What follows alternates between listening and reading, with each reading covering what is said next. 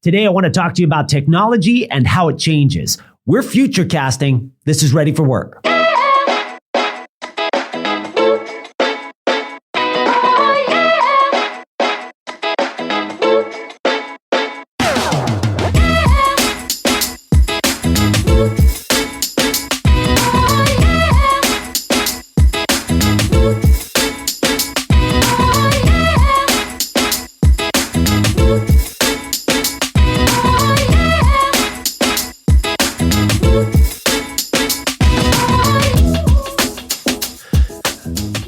All right, welcome back to the program. This is Ready for Work, the podcast for career and technical education professionals, for parents, for teachers, and even for students.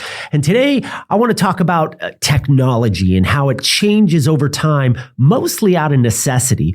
If you're unaware, we are in the midst of the fourth industrial revolution. So I want to go back to the past during the industrial revolution or around that time, a little later. And I want to talk about something you may be familiar with, and that is Dewalt power tools. Those yellow tools that you see at the big box stores. Sometimes now they come in a kit. They're battery operated, and you know, even that in technology, battery operated hand tools is relatively new technology, but of course, it sprang out of innovation and necessity on a job site, I would imagine. But I'm going to go back and talk about Ray Dewalt. Raymond E. Dewalt. He was born in 1885. In Oakland, Pennsylvania. And his father was a woodworker. And after he left school, he became a woodworker, and he kind of drifted from sawmill to sawmill. And he's a pretty bright guy. He invented tools, again, out of necessity, his entire career. Flash forward a little bit in, I believe in the 1920s, it was 1922, he became eventually the superintendent of Seabrook Farms. And here, I believe this is the place. And here he was sort of tasked with productivity and efficiency. And so the bosses at the sawmill there at Seabrook kind of tasked him with getting more work out of the workers. And he said, well, in order to do that, I'm going to need a little bit more money in the budget. And they said, nope, not going to happen. So he took it upon himself to help the workers with some innovation. And again, he's a tool maker. So what he did was he took an electric saw, a motor on a saw blade, a round saw blade, like you might see at a sawmill, and he attached that to an arm. They called it a standard arm, but the way that he did that was the saw on the arm could run back and forth, but it could also be tilted from side to side. And ultimately, what that did was it was able to sort of speed up the work. That is efficiency. That is productivity, and they say it helped with the productivity of 4 men. So it was an enormous success, far more than anyone, even Ray Dewalt, even expected. And so that was sort of the first part of what is now known as the radial arm saw. Well, he began to perfect this radial arm saw, and eventually went into business of his own. And he called that saw the Wonder Worker, and was in production for a long time. Actually, through 1989, they stopped producing it eventually. And, he kept this going, this radial arm saw, he kept this going all the way through World War II. Even though during those years, 1945, 1947, he kind of concentrated on the war effort as everybody else did. After the war, he, kind of went into production with his radial arm saw and began producing this with some other folks. There's far more to this story than I have time to get into. But ultimately, he created this apparatus that could apparently do something to the effect of like 22 different cuts that you would traditionally need more craftsmen and specialty saws and things like that in order to do. He could cut, he could rip, he could cross cut, he could cut notches, because you could then, his Wonder Worker saw could be elevated so he could control depth and all kinds of things. And it was just, for the time, it was just the most innovative thing that it ever did. Now, if you know anything about Dewalt tools, they went and bought Porter Cable and developed other tools. And then Black & Decker became part of that brand as well. And that's where the radial arm saw was produced under Black & Decker. And like I said, those were around since almost 1990, 1989. Occasionally you find them at garage sales. If you look at it today, to me at least, so this is just an opinion, but if you look at it today, they're enormously dangerous. But just because, the blade moved, the stock would stay stationary, but the blade would move back and forth. And, you got this rolling blade that would, on this arm and would kind of hog through the wood. And you could do some amazing things with it, but it wasn't very safe. So 1989, they stopped producing those things. And of course, that's, the innovation of tools. So I'm kind of cutting things short for time here because we have a long episode. Phil Lan from Bay Valley Tech is going to talk to us, and Phil and I often talk about future casting. And Phil just has this amazing way to help me see the future through technology. And of course, he is in an industry at Bay Valley Tech. They're in an industry where they're steeped in software and technology. And I'll sort of preface that conversation with Phil allows me, in conversations with Phil, he allows me to see that it's okay that technology is emerging into everything, because that is an efficiency part. Everything from quite honestly, the construction industry, the transportation industry, manufacturing, we see that all the time in automation and manufacturing. But one of the things I didn't make a connection with, even though I kind of do this media thing, I kind of lose sight sometimes of even how movies are made. And the golden era of Hollywood, everything was really done by hand, from the lighting and the camera work and camera work. They actually used film. Some of you may be listening to this weren't even around when actual film was in heavy use in production. But all of that has changed. It's all digital. And sometimes because things are digital, we don't think of the tangible part of digital, because digital often we can't touch and feel and experience in that sort of physical way, because, it's pixels and code. And that's really what I'm getting at, is eventually we have to come to the conclusion that somebody is behind that code, and somebody is writing that code that ultimately makes all things possible today. I say it often. I could not do my job and the work that I do without my cell phone. Somebody writes all of those apps or writes the code for all of those apps that make our life really convenient. So stick around. We're going to take a quick break, and we'll be right back with Phil Lan from Bay Valley Tech. This is Ready for Work. Ready for Work is made possible with help from our premier podcast sponsor, Bay Valley Tech Code Academy. Bay Valley Tech offers free and low-cost coding programs for students seeking life-changing careers in software development. Bay Valley Tech focuses on teaching in-demand web development skills. Unlike other coding and technical schools, Bay Valley Tech leverages a unique community-based training strategy. Professional instructors help students in the Central Valley learn how to use online programming languages to accelerate their careers. Locations in Modesto and Stockton, and a free code academy as an online program, Bay Valley Tech is a great place to learn how to code, but it is an even more amazing place to build connections necessary to land a paid software internship or web development job. Learn more about this fast-growing code academy at bayvalleytech.com.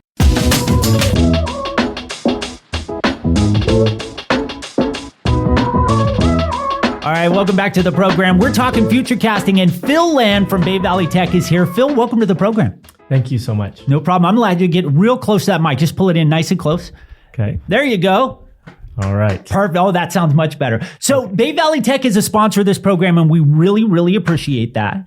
You and I were having a conversation offline about this very subject. And whenever I sort of speak to you on the phone, you have this ability to get to grease my gears, right? My mental gears, right? And we were talking about how in future casting, how technology we know that technology is the future, right? But we were talking about how technology has creeped into all the little things that we don't, I guess nowadays we take for granted. And of course, I started this podcast episode with the history of Dewalt power tools. And we walked through the whole thing from when he saw this inefficiency in the place that he worked because men were cutting wood by hand. And so he attached a motor to a blade, and then that sped up the process. And now, they built smartphones and smartphone apps to control the batteries on their power tools. And it's come an incredibly long way.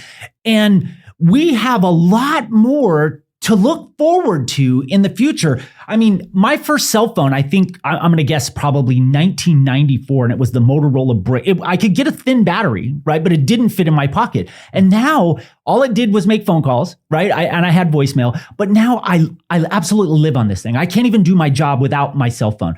So let's just continue this conversation and talk about sort of the future of technology and the future of industry in general, and how coding specifically and programs and apps really are going to consume that area.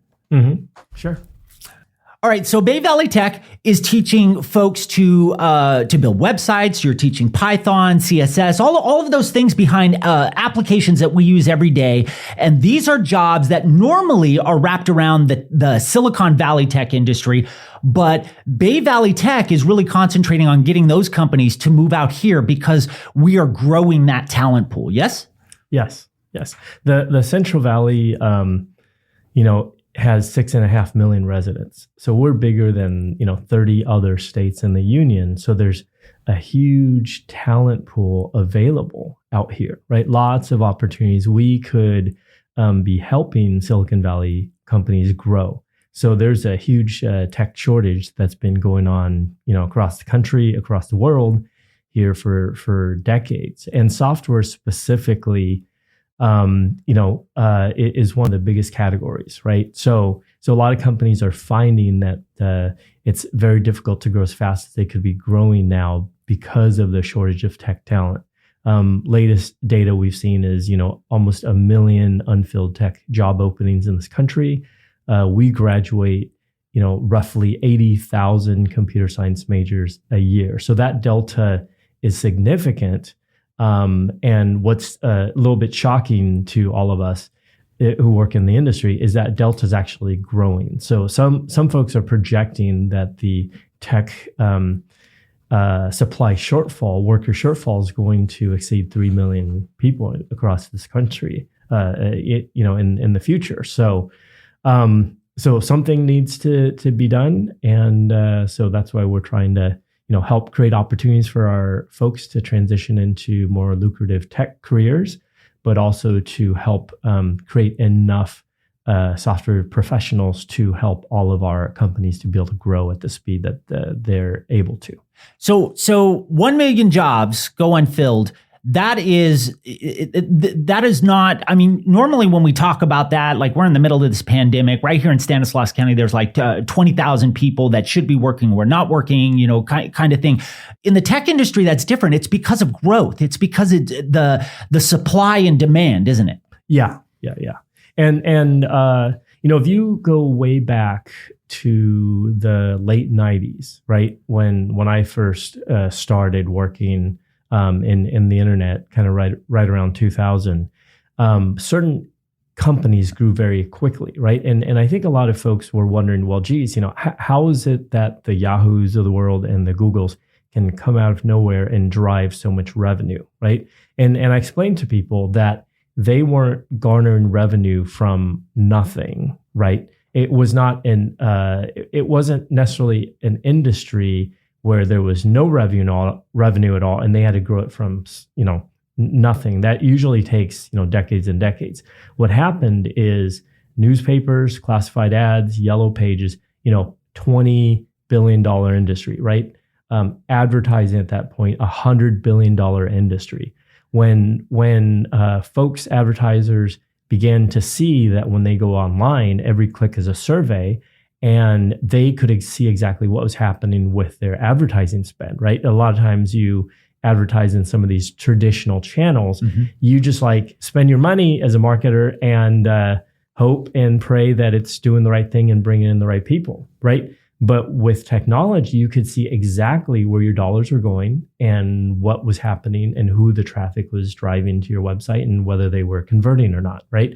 So what happened is there's a big kind of sucking sound, right? Like billions of revenue just went from one part of the economy to another part, right? And so that's why, tech can grow so fast, because a lot of times the technologies come in and completely disrupt, right, something that's been going on for years or decades or hundreds of years, right? And so we're beginning to see that happen now in these non-tech industries, right? In the beginning, it was tech jobs, Oracle, Salesforce, right, IBM, that hired a lot of technology professionals. But we are quickly moving to the phase now where the non-tech companies and the non-tech industries are going to become the biggest drivers of tech job growth, right? Because, today still there are more non-tech companies in healthcare, ag, manufacturing, right, than there are tech companies. And, companies like Citigroup, right, committing to hire more software developers than software companies have, right? So lots of companies are becoming software and tech-driven companies in order to compete and thrive in their industries. So we, the general public, most people don't think of the tech industry the way you just described it, right? So you roughly went over the dot-com boom and bust, right, in a timeline. You brought up Yahoo and online ads, that sort of thing, which is actually really appropriate because we're in the Tom Chagnon Education Center, formerly the Modesto B building. This building is enormous. It's 85,000 square feet, roughly. 185,000 square feet, excuse me. And in its heyday, when the printing press was down in the back of the building, there was probably 400 employees, maybe 400 plus employees now. That has shrunk expeditiously, much like the newspaper, the physical newspaper, because people read on their phone. And the return on the data that's collected, right, is that instantaneous. You don't have to rely on the salesperson to say, oh, yeah, well, we circulated your ad and it was printed and those sorts of things. So we get that back.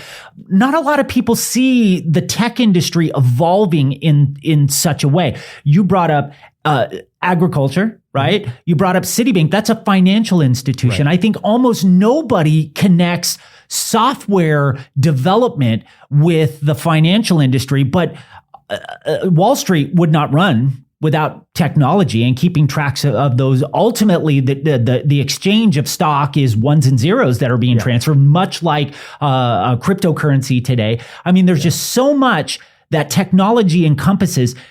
Things that most people wouldn't commonly connect the tech industry with, such as a company like Disney. That's an entertainment industry, right? We're doing this podcast. I've got a soundboard and a laptop computer. 20 years ago, to do what we're doing here, probably, well, maybe a little longer than that, but probably in an analog setting would have taken large recorders, and everything gets smaller.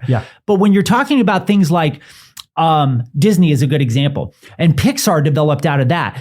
It takes a ton of software developers to create the software that the designers and script folks put together that film, and that's a great deal of talent. And ultimately, folks have to learn technology to do that. You brought up Citibank. That's a financial institution. Not many people connect the software industry with a financial institution like Citibank. right? Yep. But ultimately, those are, the exchange of stock, or, even today in loans, banking, loans and personal loans, home loans, all those things. It's ultimately ones and zeros that are being transferred, correct? Yeah. And we were talking about Disney, right? Mm-hmm. And so if you use Disney as an example, and this is why Citibank is investing the way they are. So Disney today, right? Where would they be today if they were not a technology leader, right? The company would be significantly different than where they're at today. Their streaming business is, growing like crazy, right? And it's they're competition for Netflix. Right. Yeah. Right. And it's probably highly likely that if Disney was not a technology today, not only would they,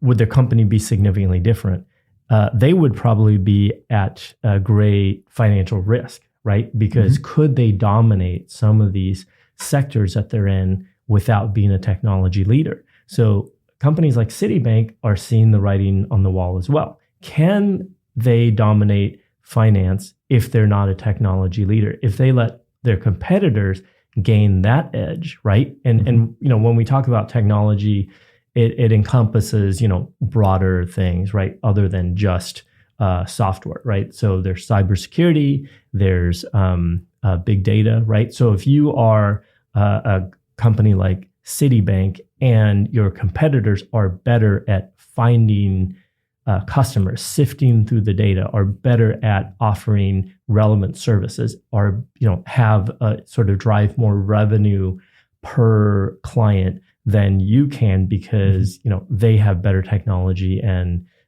better manipulation of their data, you're going to be in trouble. And maybe not in 1 or 2 years, but in 10 years, your competitor could be so much more profitable than you. They could be coming to buy you, right?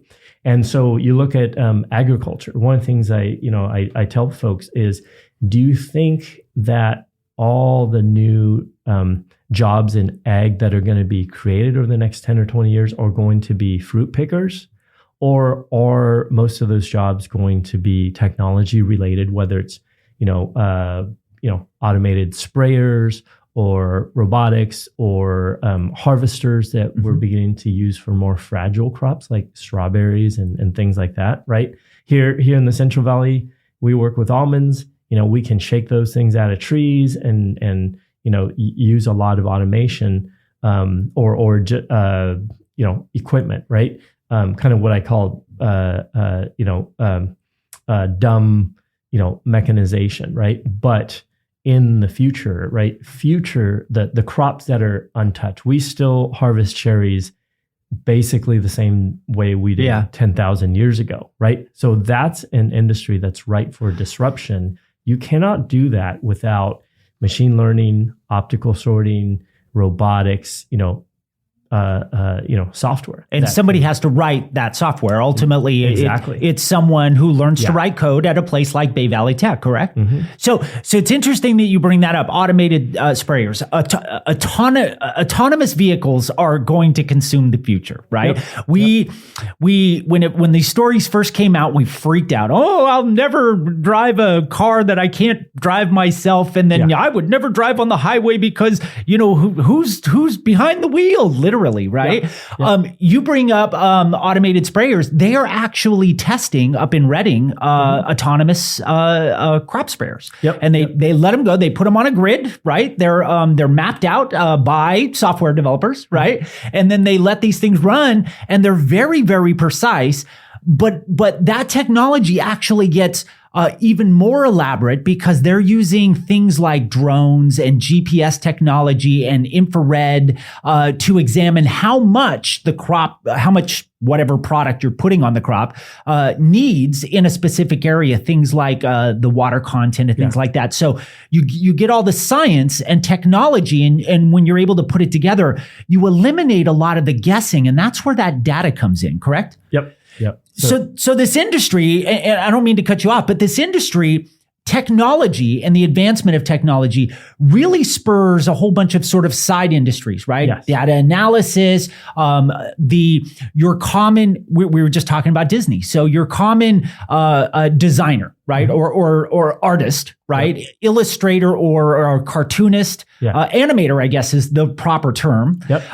My wife began as an artist as such. She's got books and used to draw on like tracing paper, Mickey Mouses and Donald Ducks and things like that. But all of that is computerized now in vector art, right? Yeah. And all of those things you have to learn computer programs to do, right? Yep. So Bay Valley Tech doesn't necessarily teach folks to run programs for art and things like that, but you can teach folks to use or to write software, the code that will do those jobs, correct? Yeah. And the thing that we find is that, if people can get more comfortable with technology, right? They are more open and more capable of being flexible and learning the new technologies that come along, right? So Bay Valley Tech, we teach foundational web development, software development, set of languages and frameworks. And the reason we focus on web development at this time is because there are a lot of jobs, right? Entry-level jobs in that field. So we can get folks into the workforce, right? Believe it or not, these students can get through our program and get access to a lucrative tech career in less time than it takes to get through beauty school and be licensed to cut hair, right? Yeah. And so this was not the case. Are robots going to be cutting hair soon? There are robots that are doing that. There are robots that are painting. There are robots that are laying, thousands of bricks. There's a robot in a restaurant in Stockton. Yeah. Because during the pandemic, they couldn't get people to show up to work, so they literally hired a robot, and it took a programmer to build this robot. Ultimately, go into McDonald's, right? How many people work at McDonald's today with all the automated ordering versus 5-10 years ago, right? And so it is helpful for us to teach jobs that can help people get into paying tech jobs right away. And then now as they're working in the field, they're going to be inspired to learn more and more and more, right?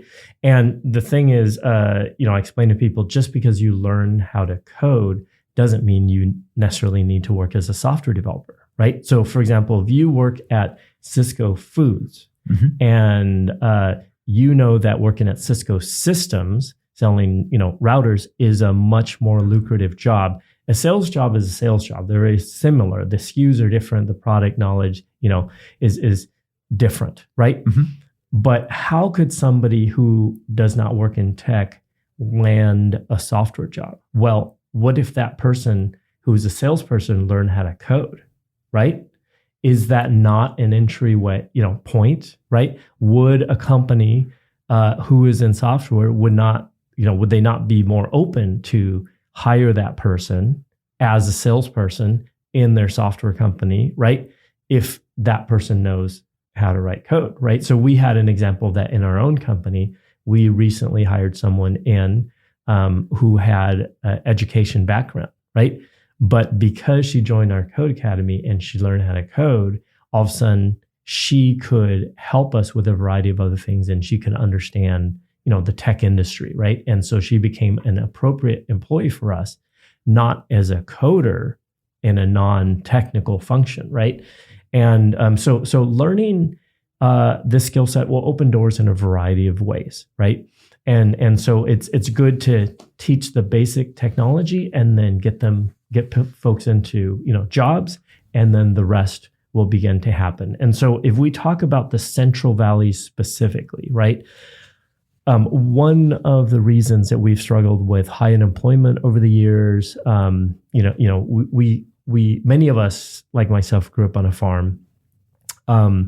We have not been exposed to some of the fast changing things that are happening out there. So we don't push for those type of careers, maybe, right? And but meanwhile, the world has been changing quite a bit. And so if we do not begin to develop the skill sets that companies need for the future here in the Central Valley, companies will continue to step over us, right? We are located just a county over from Silicon Valley, right? From some of the highest per capita income places in the world. And meanwhile, our median household income doesn't match up with, somewhere like Austin or Denver, right? Like we're on par with Missouri. And it's just because we don't have enough employers here in the area, right? And so how do we get the employers of today to look at the Central Valley? Well, Phoenix, Austin, they grew their cities and they got tech into their cities in the 80s, right? Because they were able to help build chip fab plants. Back then, technology was driven by hardware. Today, if you look at all the leading technology companies, Oracle, right? Salesforce, Airbnb, Facebook, Uber, Google, right? These are all software-driven companies. The main thing these new tech companies need to grow and to thrive is good technical talent, people, headcount, right? So we don't need to build and rezone and, try to find 10 million square feet, for tech companies to move into here. That's not the number one thing that they're looking for. They just need a nice solid pool of growing tech talent. It doesn't have to be software. Like one of the things that Bay Valley Tech is doing is we're expanding to teach cybersecurity, to teach digital design, to teach digital marketing. These are all skill sets that tech-related companies need. And as we really begin to scale that up, we're going to start catching the attention of Bay Area tech companies who are already expanding and locating out of state, right? And so we're beginning to see this happen here in the Central Valley. And so it's beginning to accelerate with companies like Tyler Technologies moving in here, committing to the area. One of the companies that recently moved into our co-working space is called Web Inertia. They were just featured as the go-to web design, company for Silicon consulting company for Silicon Valley companies, right?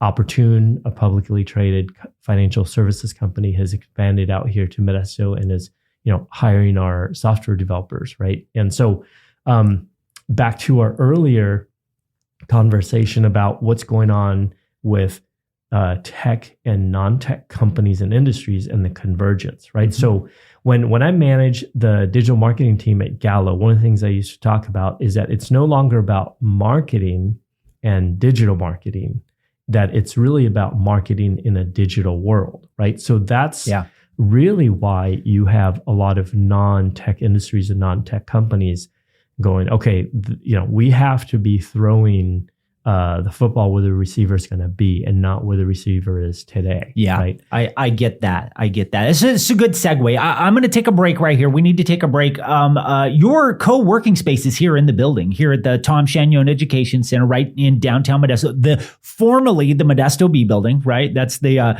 example that you brought up. People used to read the newspaper. They don't anymore, which is why this building went vacant, right? Because they had to downsize. So we need to take a break. And when we come back, I want to talk about expansion and growth, because Bay Valley Tech is growing so rapidly. So, all right, stick around, Phil. You guys stick around. We'll be right back after this.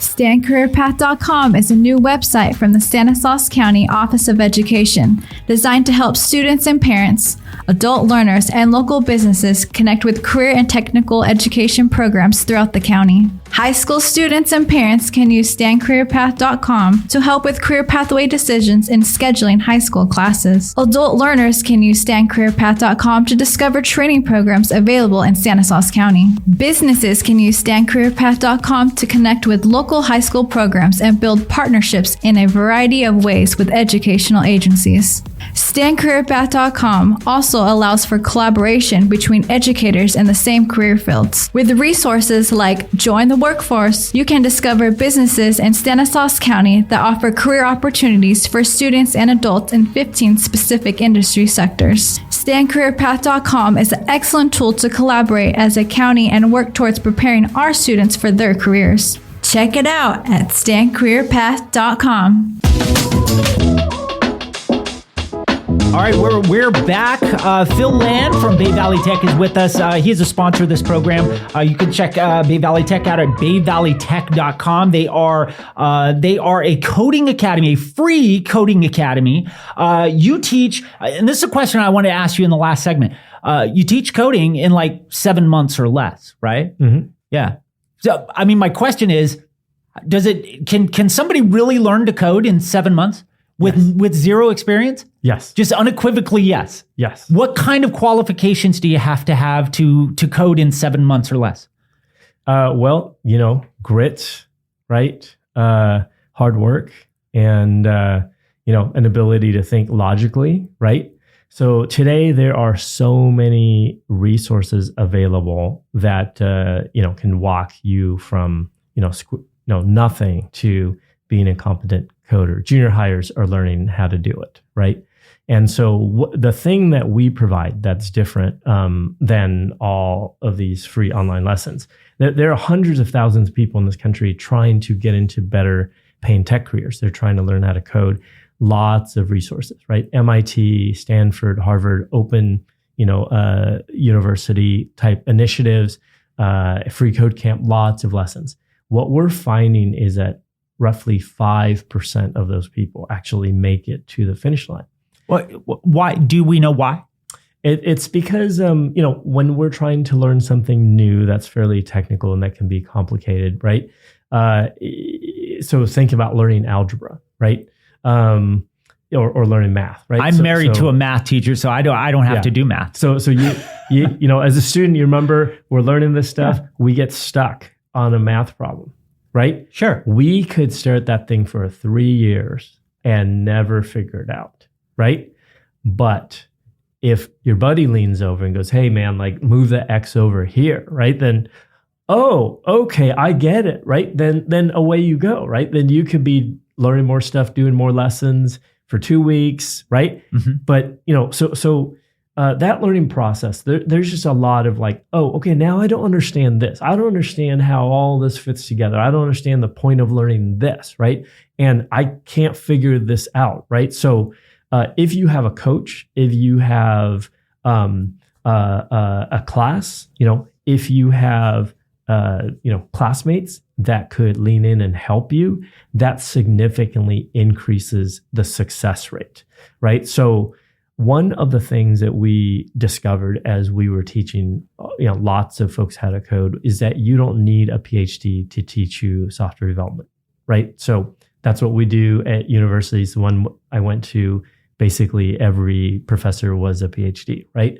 But if you're learning math, your friend who learned fractions 6 months ago is very capable of teaching you about fractions, right? Maybe they're not good at decimals or algebra, mm-hmm. but if you have another friend who could teach that to you, right? Now you're able to, along with all of these free online resources, be able to piece together a curriculum and a group of folks that help you along the way, right? And you can be successful, right? Is this what you mean by Bay Valley Tech has a unique community-based training strategy? Yep. This is it in a nutshell? You have folks that have learned code, have worked in the tech industry, know what the qualifications are on the exit in. Yeah. They bring those talents back to Bay Valley Tech and then teach the next generation. Yeah, we are essentially, teaching a person how to fish, and then we teach them how to teach others how to fish, right? So that's brilliant. Yeah. So it's working very well, and so. One of the reasons that our program can be so low cost is because a lot of the time in front of the students does not need to be a PhD or even a paid instructor, because our program is free, so we invest in our students, but they do sign on the dotted line and commit that when they make it to the promised land, when they are successful, when they're being paid, they're professional in their industry, they come back and they inspire others, and they give talks, and they work as teaching assistants or volunteers teaching assistants, and mentor other folks and inspire other folks in the community. So that way we can begin to really lift ourselves up as a community, right? And so when we train 100 new coders this year, we have potentially 100 teaching assistants and helpers and mentors next year, right? And so you see this sort of multiplication effect that's beginning to happen. That's why Bay Valley Tech is scaling so quickly, right? We joke sometimes that we're the multi-level marketing organization of software development, right? Because you build all these legs under you, and then they are busy inspiring and training other people, right? And it's a better way, I think, to build up our sort of local tech community anyway, right? Because people understand they don't just come to our co-working space and to our academy to get, they come here to give too, right? And when we build a community of people who are willing to give to others, right, as they succeed, that lifts up our community, and that, you know, creates the sort of positive culture that we want and is necessary to take these communities who are underserved and have a lot of disadvantages, and to take them quickly, right, into becoming communities with a lot of attractive digital talent that employers are wanting to move into. So Bay Valley Tech focuses on teaching in-demand web development skills. You have 2 locations, Modesto right here in the Tom Chagnon Education Center, another in Stockton, and you have a online free coding academy. You are expanding, and I ran across this article. Bay Valley Tech expands fast-growing free code academy to increase tech diversity in the San Francisco Bay Area. So you're moving into the East Bay, right? The East Bay. And even beyond that. We don't, or at least I don't, see. It's difficult for me to see through the trees here, right? Mm-hmm. When I'm looking towards the Silicon Valley. But there is a disparity, right? Yep. In the tech industry. I mean, it used to be you used to have a bachelor's degree and time in college and all of that to kind of get into the tech industry. You don't have to have that anymore, do you? Yeah. And you know, think about the shortage of tech talent that we discussed earlier, right? So companies today are desperate for technology talent, right? And software, you know, folks specifically, right? And related, you know, fields like cybersecurity. So in the past, you know, the 4-year university degree was a minimum to get into the conversation, right? To be considered.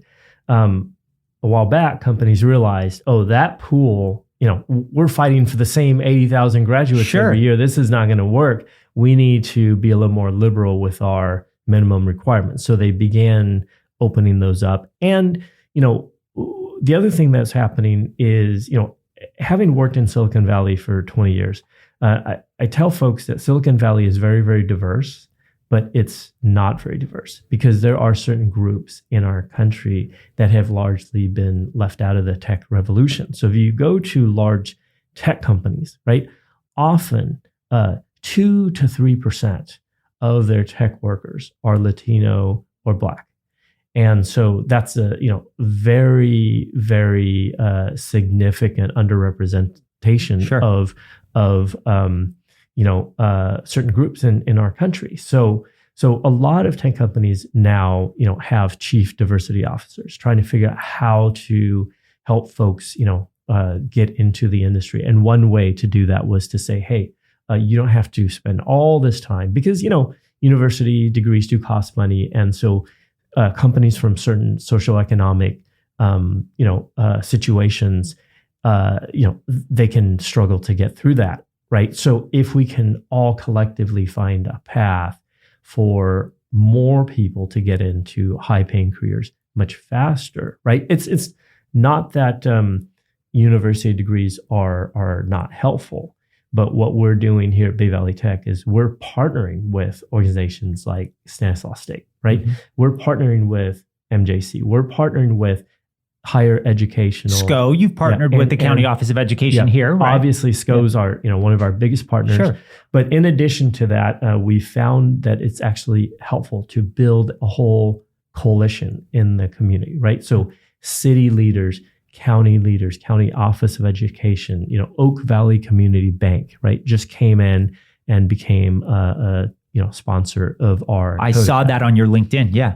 Yep. And the Ramus Foundation, right, just came in and became part of the coalition to help push this too. And so as we all work together, I think we can bring more people who didn't really come from families where they had examples of folks working in tech and never thought about it, right? So you got these big tech companies that are spending millions of dollars right now every year to try to move their metrics above that 2-3%, and they're just not being successful at it. So Bay Valley Tech, 42% of our students are Latino. They're getting through the program. They're getting hired by local tech companies. 34% of our students are women. And so we are beginning to figure out what it takes to increase diversity and bring more folks into the tech economy. So in this expansion into the East Bay, you're talking about partnerships. You've partnered with Console USA, correct? Mm-hmm. Yep. So the tech companies, as you just said, they're trying to move their matrix, right? In that in those shortfalls, but they're so busy doing the tech thing that they do, they don't have time to teach. So this is a symbiotic relationship. You have created a coding academy that becomes a feeder for them. They go, wow, this is what we needed all along. And then so they become a partner, right, on the exit in, and you have these other partners that are helping you, like, for instance, our partnership here at SCO, right? We become a feeder for the students, right? Yep. You become the middleman, you teach them to code, and then you're successfully getting them internships and brand new, exciting careers in the tech industry. It's that string of pearls there really is a simple concept, isn't it? Yep. Nice. Yeah. And so there's different ways we all work together to partner on this, right? And one is a lot of our partners help increase awareness of the opportunity, right? And in tech, for tech careers, also help us increase awareness of what we are doing and what we're able to teach, right? And the tech jobs that are available. But many of our partners are funding partners, right? That, like, they come together to help fund the training, right? So without them, right, we couldn't get this done. So Console is important. I think we spent a little bit of time on companies like them and why they're partnering with us. So what we are finding is large tech companies, Salesforce, Oracle, and all that, if you try to bring folks who don't come from university, backgrounds, right, and you try to teach them technology skills, and then you're going to go throw them into a large tech company who are just, like, you got Stanford MBAs, and Stanford computer science majors run around competing for those jobs. And now you're having to get thrown into a big pond like that. It can be a little intimidating, right? And it can be a little difficult to, get going fast enough to be able to do well and compete for those jobs. So these large tech companies now, and not just tech companies, but a lot of Fortune 500 companies are asking their partners like Deloitte, like KPMG, right? Their consulting companies to say, hey, can you help us increase diversity? Can you help us provide a place where they can work on projects for us, but they're not at our companies, right? That they get these folks who are new to tech have a little more time to get their feet under them. So Console is a company like that. They're involved in management consulting, digital transformation, and what they do is they work with Fortune 500 companies.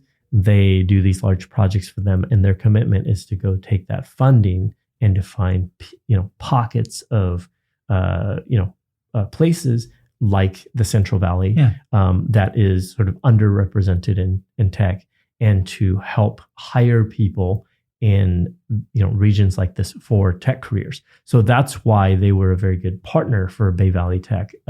One, we're training all these people, and on our side, and then Console is finding the contracts, the funding, and the work, right, and the clients to be able to hire all of these students and give them a place to really grow and develop, right? And once they've been at a company like Console or KPMG or Deloitte for a few years, they're going to be much more capable, right, to go work directly for Google and all that and compete for those jobs, right? So all of these partnerships are crucial and have their place, and it's necessary to develop an end-to-end ecosystem, right? Like if you just only teach students technical skills and they don't have any Technical skills, you mean like hard skills? Like coding or digital design or cybersecurity, and they don't have any background. A lot of them, we talk about imposter syndrome, right? They feel like they don't belong, and a lot of times, you can get discouraged, you can drop out. So one of the things that Bay Valley Tech does when students come to us is we surround them with a very supportive community, right? And it's like, hey, I was working at Target, and now I'm a professional software developer. I used to be a truck driver. If I can do this, you can do this too. That is very important to create that whole, sort of process. And it's not just about the skills, right? And then one of the other things that we do is we do a lot of interview prep, right? Let's get your LinkedIn together. Let's get the resume together. Let's do mock interviews. We actually bring in real employers, real hiring managers to coach and talk to our students and give them practice. So, and then we've also developed a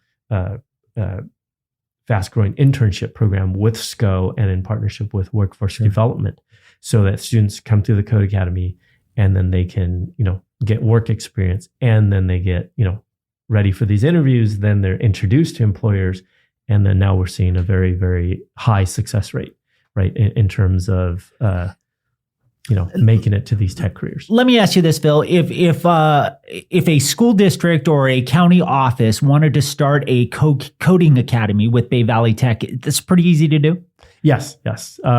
So we have a pretty well-defined program right now. They just need to be able to, so there's different ways to do it, right? Yeah. So if it's an adult school program, right, a lot of adult schools are already outsourcing to other educational vendors and partners, right? So they just need to sign a contract with us, provide the funding, and we can come in. Little space for folks to get together, but a lot of the actual curriculum is done online, right? The student. COVID pushed all of our training online, and so now we have the capability to train students 100% online, and that's actually why what happened with expanding into the Bay Area, taking our curriculum online, pulled up our national expansion plans by 5 years. So now we have hundreds and hundreds of applicants coming in from the Bay Area, right, every month, and then we've got applicants coming in from Florida, from New Jersey, Chicago, right. Opened a lot of doors for you, country, because there are communities, right, that need help, that need their folks to have, more employable skills, right? And so there's communities all across the country. There's folks all across the country that need this help, and so we're able to do that. So we're able to partner with adult schools. We're able to partner with, county office of education, any city, county that has funding, that has workforce development funding. We can work with them and help them. Technology in your pocket. Yes. So my next question on the more local level, if a school or a school district wanted to start a coding academy like on their campus, that's pretty easy to do as well, right? You ultimately need a teacher. Just like I picture it, the way you described it to me, sort of offline. It's like a club. You need an advisor, right? That advisor needs to know how to write code, right? But Bay Valley Tech can teach, like, for instance, a math teacher to write JavaScript or Python or CSS or something like that. And then here's the teach to fish, right? Then that math teacher can begin, or I don't know, maybe it's a shop teacher or a PE teacher or somebody. Because you're telling me you don't have to have experience to do this. You just have to have the will to learn, and then share what you've learned with others. So if a campus wanted to start a coding academy with Bay Valley Tech, that's easy to do as well. Yeah. I think a school district can begin to teach some of these digital skill sets, and again, this extends beyond just web development and coding. Sure. This could be cybersecurity, right? Enoch's high school just started off with teaching programming, and then now they've expanded into teaching cybersecurity as well. But this also includes digital design, right? Yeah. Those are very, very lucrative careers, right? Think about digital designers at Apple, right? Yeah. How much do they make? They're valued as much as the programmers, right? And so school districts can begin to teach these programs if they could find some instructors. What we found is some of these programs were getting started by teachers who just really cared to try to help their students learn the skills that would be helpful. And so they were business teachers, math teachers, even you can be a history teacher and you can learn how to code, right? And so what we did was we opened up the Code Academy to any teacher, high school teacher, junior high teacher that wants to come and join, because they're going to learn a lot faster, right, with us than just by themselves. So they can come and learn during the summers or part-time in the evenings or anything like that, and we can get them up to speed. So we have trained several teachers through our program already, and it's just really neat to see them get back to their schools, and they're starting hackathons, they're starting technology clubs and gaming clubs. A while back we started teaching video game design as well, right? And that's stuff that kids that age dig, Yeah, and they adapt to it so well. So, all right, Phil, Bay Valley Tech is free or low cost, free and low cost coding academy. They teach programming and software development ultimately to anyone willing to learn. You're one of the fastest growing coding academies that I'm aware of. It's a unique community-based training system. You can check them out at bayvalleytech.com. You're a sponsor of this program, and we really appreciate that, Phil.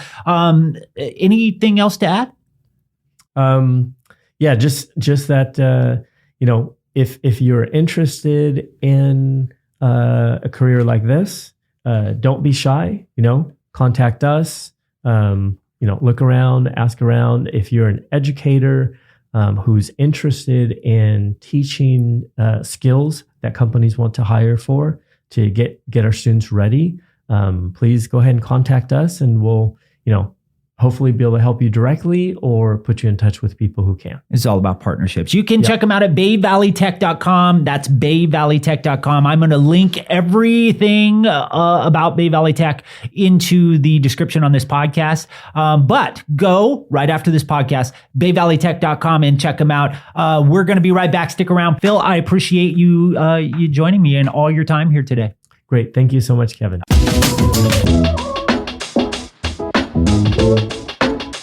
Volt Institute in downtown Modesto is currently accepting applications for our next group of students for maintenance mechanics with hands-on training.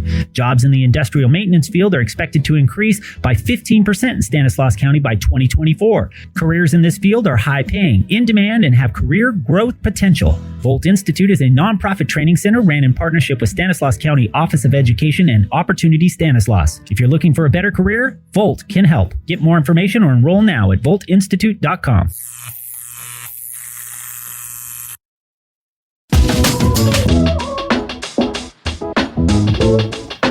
All right, I really like those those conversations with Phil Lan from Bay Valley Tech. Don't forget to check them out, bayvalleytech.com. That's all we have time for today on the program. Don't forget to subscribe, like, love, and more importantly, share this content with other folks that you think would enjoy it. Even if you don't think they'll enjoy it, share this content. Big thanks once again to our premier podcast sponsor, Bay Valley Tech Code Academy. And next episode, we're going to be talking about the medical industry. So you're going to want to check it out for that. So subscribe wherever you listen or watch. And thanks to our partners in Stanislaus, Tuolumne, Calaveras, San Joaquin, and Merced counties. My name is Kevin Fox. This is Ready for Work. Until next time, get to work.